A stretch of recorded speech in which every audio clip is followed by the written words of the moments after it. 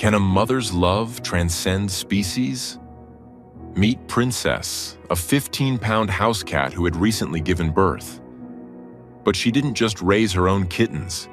She immediately adopted 2 abandoned bobcats named Smokey and Bandit. Raising them as her own, she fed them, groomed them, taught them, and protected them. But the real story isn't just how they grew up together. It's what happened years later. They warned the owner that after 6 years in the wild, these 80-pound apex predators would see his house cat not as a mother, but as prey. They warned her owner that after 6 years in the wild, these apex predators would see his tiny cat not as a mother, but as prey. They expected a tragedy. Instead, they witnessed something that defied every law of nature. This is the story of an impossible family, a love that transcended species, and a reunion that would break every heart in its path. Before we start, hit the like button and make sure to subscribe if you haven't, and hit that notification bell so that you won't miss any new stories. Arthur Jennings was a man carved from the silence of the Blue Ridge Mountains. At 68, the lines on his face told a story of a life fully lived, and more recently, of a profound loss. His wife, Eleanor, had been the voice in his life, the melody that filled their small home just outside Asheville, North Carolina. When she passed 2 years prior, she had taken the music with her, leaving behind a quiet so heavy it felt like a physical weight. His only remaining companion was Princess. Princess was a magnificent, if comically absurd, creature. A 15-pound orange Maine Coon with a plume of a tail and a ruff like a tiny lion, she had been Eleanor's shadow. Now she was Arthur's. She was a demanding, regal, and deeply affectionate creature, and she was, to Arthur's mild bewilderment, very, very pregnant. To escape the crushing stillness of the house, Arthur drove. He drove up the winding roads into the Pisgah National Forest, where the ancient rolling mountains were a balm. He'd park his old Ford pickup, pack his gear, and walk until the noise of the highway was replaced by the rustle of hickory leaves and the snap of a twig. It was on one such trip, in the cusp of late spring, that the silence was broken. The day was dazzlingly clear, the kind of piercing, bright blue morning that only follows a hard overnight rain. The air was scrubbed clean, and the sun cast warm, sharp-edged shadows through the hickories. Arthur was enjoying his second cup of coffee by a scenic overlook, feeling a rare moment of peace when he heard it. A high-pitched, desperate mewling. It wasn't a bird. It wasn't a squirrel. It sounded like a kitten, but thinner, threaded with a panic that cut through the sound of the breeze. He followed the sound, pushing through soaking rhododendron branches, his heart pounding with a sudden, illogical dread. He found the den under a tangle of roots from an upturned oak. It was more of a shallow scrape than a den, and inside, 2 tiny spotted creatures were piled together, soaked and shivering. They were no kittens. Their ears had the telltale tufts, their paws already too large for their tiny bodies. Bobcat cubs. He looked around, scanning the woods for any sign of a mother. A fallen tree nearby had fresh, angry claw marks, and not far from it, the distinct, unsettling tracks of a coyote pack, washed out but still visible. A story of a violent defense, and a losing one, was written in the mud. Arthur was a man of the mountains. He knew the cardinal rule: you do not interfere. You let nature, in its cruel wisdom, run its course. He waited. He waited through the bright, warm day, his coffee long since cold. He scanned the woods, moving in a wide circle, looking for any sign of the mother's return. The beautiful weather mocked the desperate situation. He waited until the sun began to dip, painting the wet leaves in hues of orange and gold. The mother never returned. The cries of the cubs grew weaker, turning from desperate pleas to rattling, hitching breaths. He looked at the tiny, fading lives. He thought of the empty, quiet house waiting for him. He thought of Eleanor, who couldn't stand to see even a field mouse go hungry. "Damn it all," Arthur whispered to the trees. He scooped them up. They were so light they felt like nothing, just wet fur and fragile bones. He unzipped his jacket and tucked them against his flannel shirt, feeling the faint, rapid tremor of their tiny hearts. He broke camp in record time, hiking back to his truck in the twilight, the two lives a warm, trembling weight against his chest. The drive home was a 90-minute crisis of conscience. "You're an old fool, Arthur," he muttered to himself. "What in God's name are you going to do with two bobcats?" He walked into his house to immediate chaos. Princess, in his absence, had given birth. In the cozy, flannel-lined box Eleanor had set for her, the massive orange cat was presiding over 3 tiny squirming kittens, 2 tabbies and a little orange one just like her. Princess looked up at him and gave a low, rumbling purr, her eyes half closed in maternal bliss. The 2 cubs in his jacket let out a simultaneous weak cry. Princess's eyes snapped open. Her purr stopped. She stared at Arthur, then at the moving lump in his coat. "Now, girl," Arthur said softly, his hands shaking. "Be nice." He had a frantic, terrible idea. He'd tried to bottle feed stray kittens before. It was a nightmare of tiny, sharp claws and finicky appetites. These cubs were fading. They didn't have time for him to figure out a formula. He gently placed the 2 cubs on an old towel on the kitchen floor. They didn't move, just shivered. He brought Princess's food and water to her box, stroking her, murmuring his apologies. Then, holding his breath, he picked up one of the cubs. It was impossibly small, its eyes still sealed shut. He brought it to the edge of Princess's whelping box. Princess stiffened. She rose to a crouch, her tail lashing. A low, threatening growl began in her chest. She was a Maine Coon, bred to be a hunter, and these did not smell right. They smelled of pine and rain and wildness. "Please, Princess," Arthur begged, his voice cracking. "They're just babies. They're dying." The cub, sensing the warmth of the other kittens, let out one more feeble murrow. And the growl in Princess's chest changed. It softened, confusing her. The sound had been a distress call, and her entire body, flooded with the hormones of motherhood, was screaming at her to answer it. She stared at the cub. She stared at Arthur. Then she let out a low, questioning chuff. She leaned forward, sniffing the spotted, shivering thing. She nudged it with her nose. Arthur, barely breathing, placed the cub just inside the box. Princess watched it.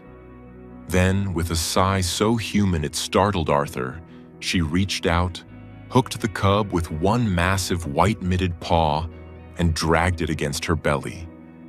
She began to lick it, a rough, vigorous, all-encompassing bath.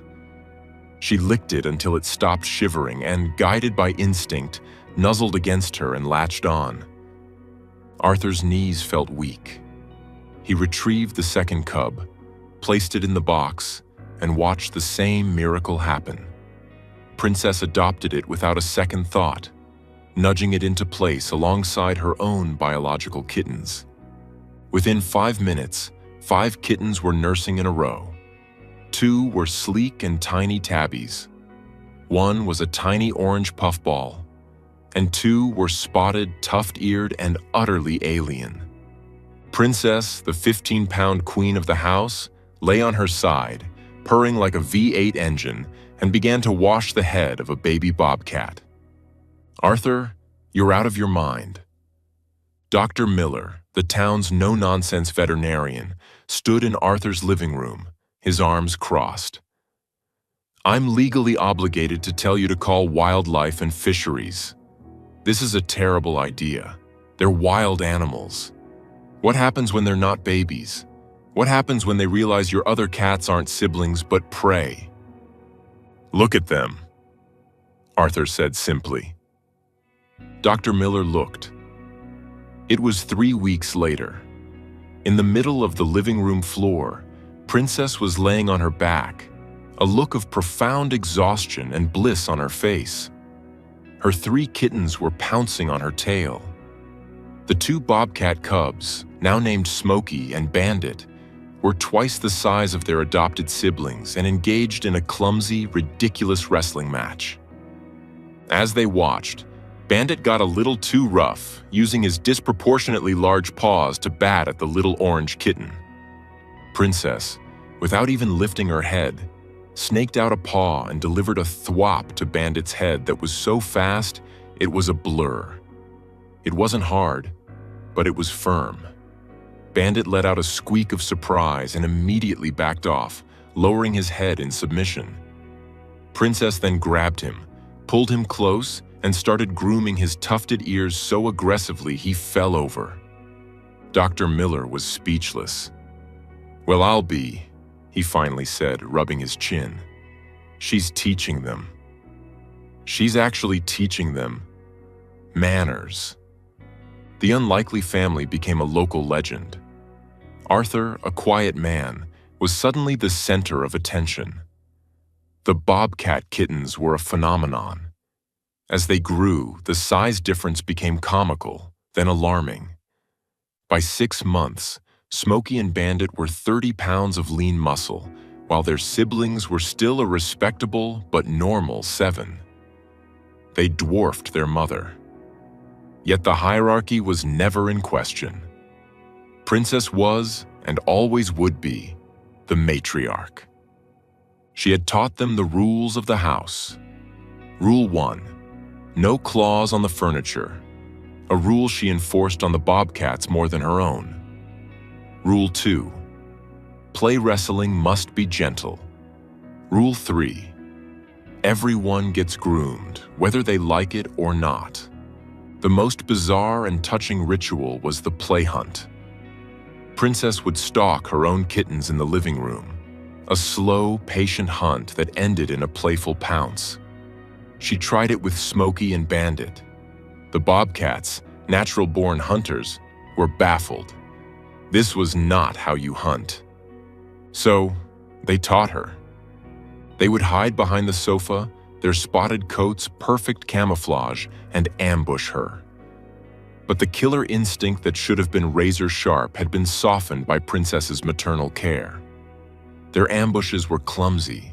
Their pounces were soft-pawed. They were treating their mother like one of their own. It was Arthur's granddaughter who took the photo. She had come to visit, her jaw dropping at the scene. She snapped a picture on her phone.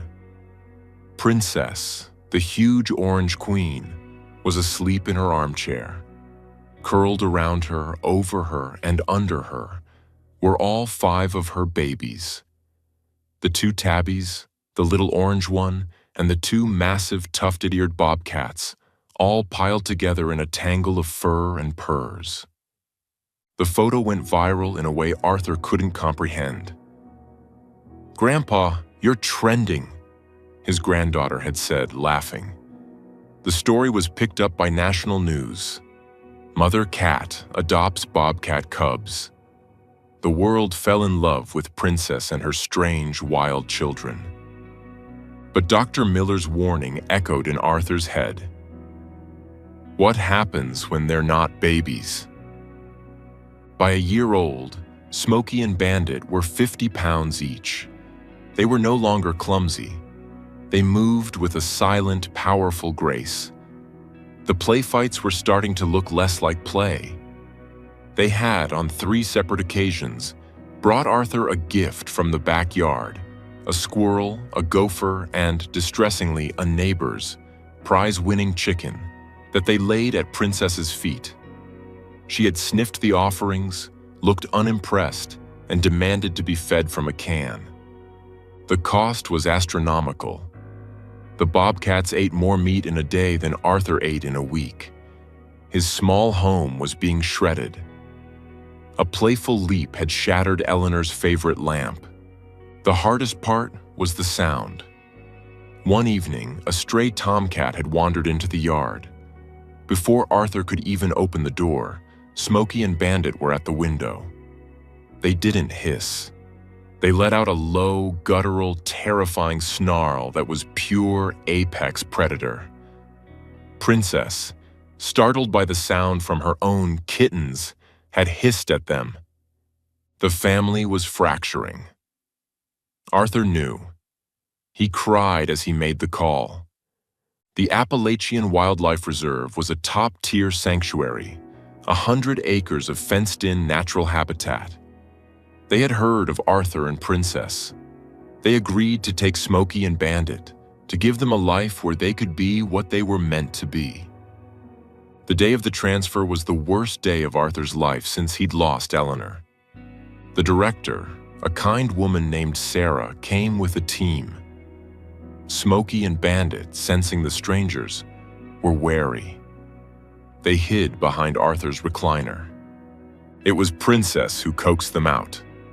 She walked over, chuffed at them, and started grooming Smokey's head.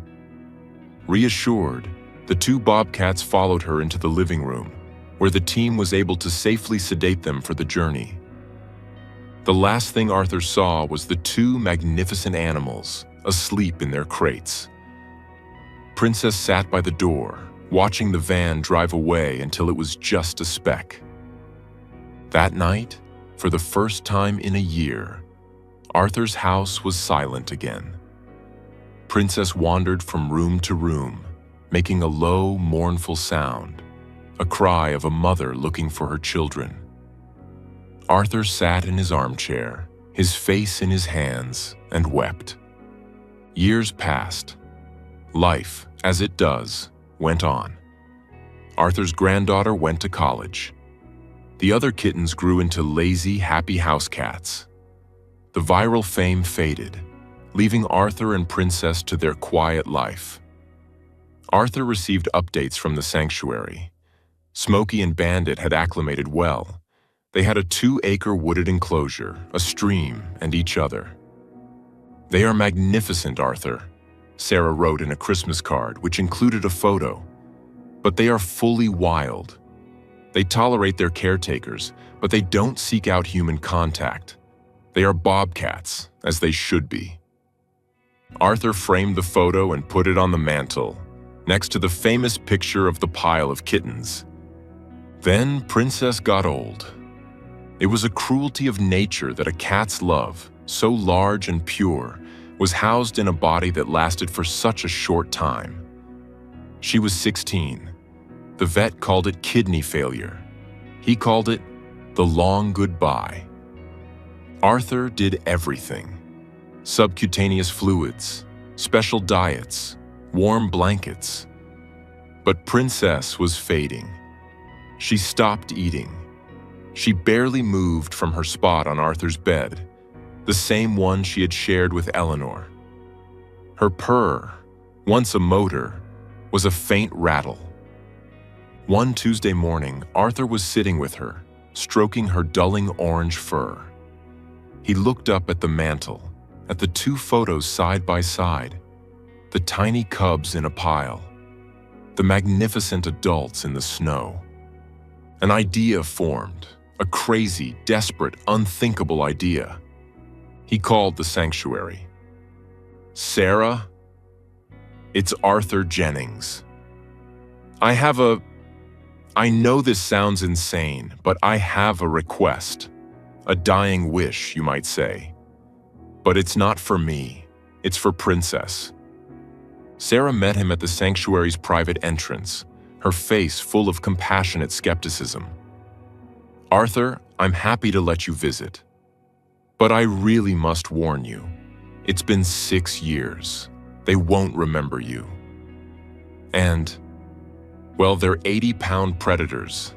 They might see Princess as a threat. Or worse. It could be very stressful for her." "She's dying, Sarah," Arthur said, his voice thick. He held the soft-sided carrier where Princess was curled on a heating pad, a frail bundle of 10 pounds. "She hasn't purred in a week. Please, let her see her boys." Reluctantly, Sarah agreed. "We'll go to the main observation platform. It overlooks their enclosure. You can't go in, of course, but you can see them from there." They drove Arthur's truck along a service road. Arthur stepped out, holding the carrier. Sarah walked with him up the wooden steps to a platform that stood 20 feet above the enclosure, shielded by a high-tensile but very open chain-link fence. Sarah made a soft whistling sound. They're usually in the creek bed this time of day. 2 magnificent spotted forms emerged from the trees. They were huge, sleek, and wild. Their movements were liquid, their amber eyes cold and sharp. They looked up at the platform. They saw Sarah, their caretaker, and were indifferent. They saw Arthur. They stared at him. There was no flicker of recognition, no sign of memory. Just the flat, neutral stare of an animal assessing a shape. Arthur's heart sank. Sarah was right. It was a stupid idea. He had dragged his dying cat all the way out here for nothing. "I'm sorry, Arthur," Sarah said gently. "It's okay," Arthur whispered. I had to try." He unzipped the carrier.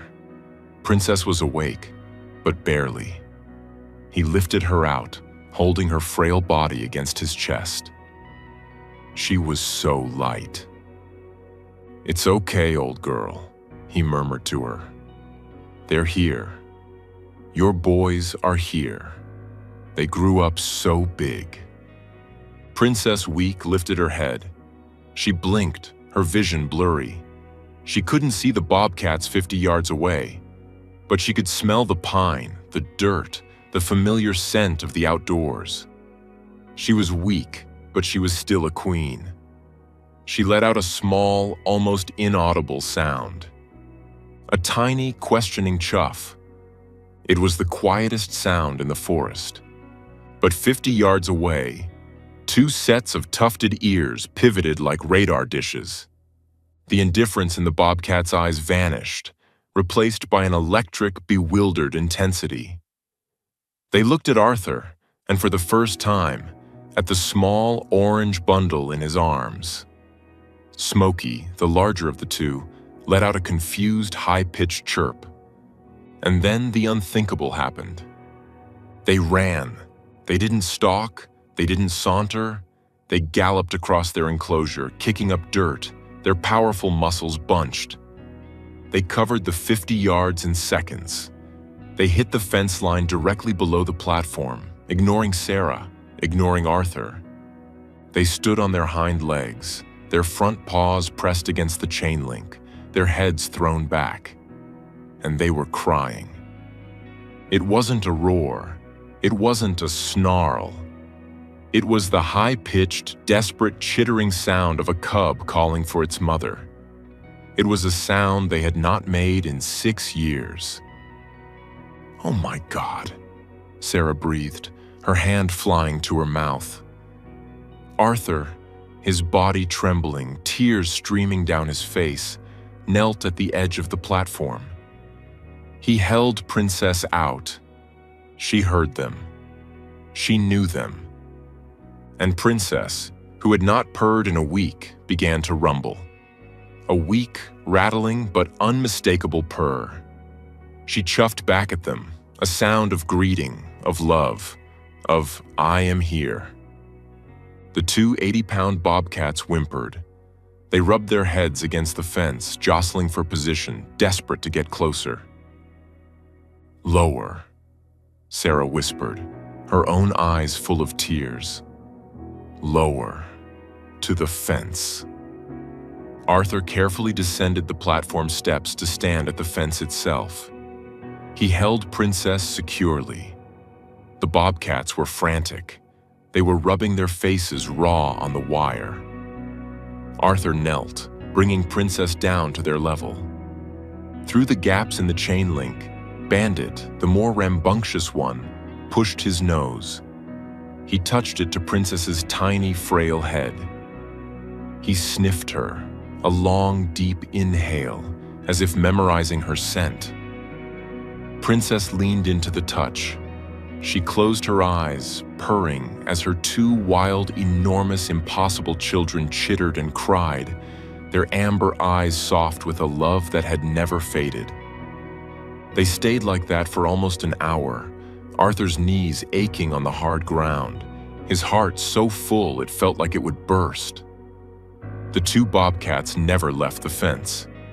They simply lay down, their paws tucked, and watched her, a silent vigil. Finally, a chill set in. Arthur knew it was time. "We have to go, girl," he whispered. He stood up. The bobcats rose too, letting out one last protesting chirp. "It's all right, boys," Arthur told them, his voice thick. "She knows. She knew." Arthur carried Princess back to the truck. She was asleep, but her purr was still rumbling, soft and steady. She passed away 2 days later, not in a sterile vet's office, but in her own bed, curled on Eleanor's pillow, at peace. Arthur's house was quiet again, but the silence was different. It was no longer heavy and empty. It was filled with the memory of a love so powerful it had defied species, defied nature, and defied time. He'd told Sarah, she didn't just save them, they saved her. And I think all of them, they saved me. Arthur became a regular volunteer at the sanctuary. He didn't need to be near Smokey and Bandit. Just knowing they were there was enough. But sometimes, when he was helping to clear brush near their enclosure, they would come to the fence. They wouldn't chitter. They wouldn't cry. They were wild bobcats after all. But they would sit, their amber eyes watching the old man. And they would wait and watch and remember the small orange mother who had taught them that love, in its truest form, is the wildest instinct of all.